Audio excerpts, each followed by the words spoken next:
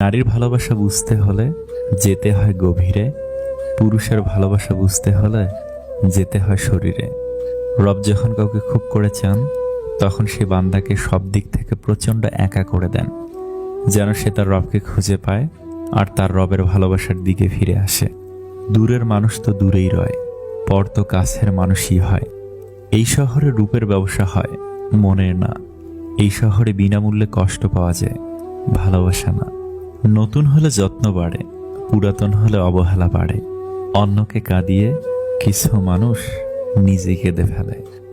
এমন কিছু কথা আছে যা মনে পড়লে মানুষ যত হাসি খুশি থাকুক না কেন, তখনই মন খারাপ হয়ে যায়।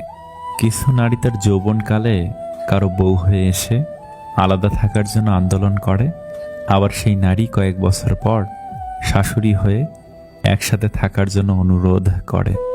সে ভুলে যায় তার সন্তান ছোটবেলা থেকে মায়ের পথ অনুসরণ করছে। সম্পর্কের মধ্যে ভুল বোঝাবুঝি হলে ভুল ভাঙাতে হয়, সম্পর্ক নয়। বিয়ের পর মেয়েরা মোটা হয়ে যায় কেন?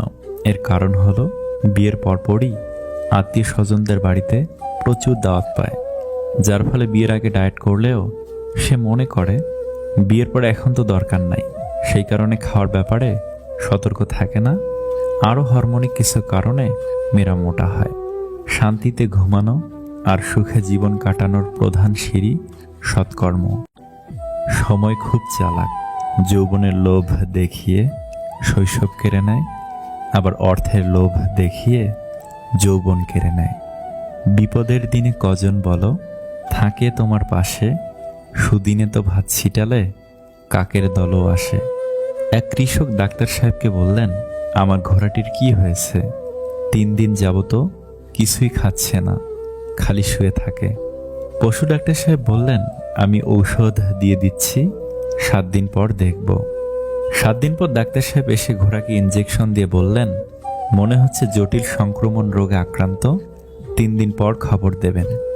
3 দিন পর কৃষক ডাক্তার সাহেবকে বললেন, ঘোড়াটি আরও দুর্বল হয়ে যাচ্ছে, কি করা যায়? ডাক্তার সাহেব বললেন, যা মনে হচ্ছে এর কোনো চিকিৎসা নেই, হয়তো এই রোগটি আপনার পাড়ার পশুগুলোতেও ছড়িয়ে যাবে, আপনি এটা মেরে মাটি চাপা দিয়ে দেন। কৃষক বলল, সেটাই মনে হয় ভালো হবে। ঘোড়াটির ঘনিষ্ঠ বন্ধু ছিল ছাগল। ছাগল সব শুনে রাতের বেলা ঘোড়াকে বলল, বন্ধু তুমি উঠে দাঁড়াও, মালিক না হলে তোমাকে মেরে ফেলে মাটি চাপা দিয়ে দেবে। অসুস্থ ঘোড়াটি বলল, বন্ধু তুমি আমাকে উঠে দাঁড়ানোর জন্য সাহায্য করো। ছাগল সারা রাত ঘোড়াটিকে সেবা করলো। ভোর হতেই ঘোড়া উঠে দাঁড়িয়ে নাচতে লাগলো। ছাগলটি আনন্দে আত্মহারা হয়ে গেল। সকালবেলা ঘোড়াটিকে নাচতে দেখে মালিক চিৎকার দিয়ে বলল, এই কে কোথায় আছিস?